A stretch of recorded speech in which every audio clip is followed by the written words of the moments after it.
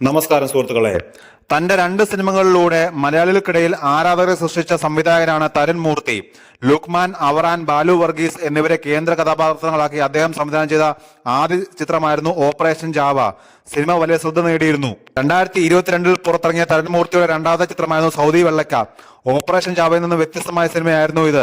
വലിയ നിരൂപക പ്രശംസകളും അവാർഡുകളും നേടാൻ സൗദി വെള്ളക്കയ്ക്ക് സാധിച്ചു. തരുൺ മൂർത്തിയുടെ സൗദി വെള്ളക്കയ്ക്ക് ശേഷം വരുന്ന സിനിമകൾക്കായുള്ള കാത്തിരിപ്പിലാണ് സിനിമാ പ്രേമികൾ. അപ്പോഴാണ് മലയാളികളുടെ സ്വന്തം മോഹൻലാലിനെ നായകനാക്കി തന്റെ അടുത്ത ചിത്രത്തെക്കുറിച്ച് തരുൺ പുറത്തുവിട്ടത്. സിനിമാ പ്രേമികളും മോഹൻലാൽ ആരാധകരും ആവേശത്തോടെ ഏറ്റെടുത്ത അനൗൺസ്മെന്റ് വലിയ രീതിയിൽ ശ്രദ്ധ നേടിയിരുന്നു.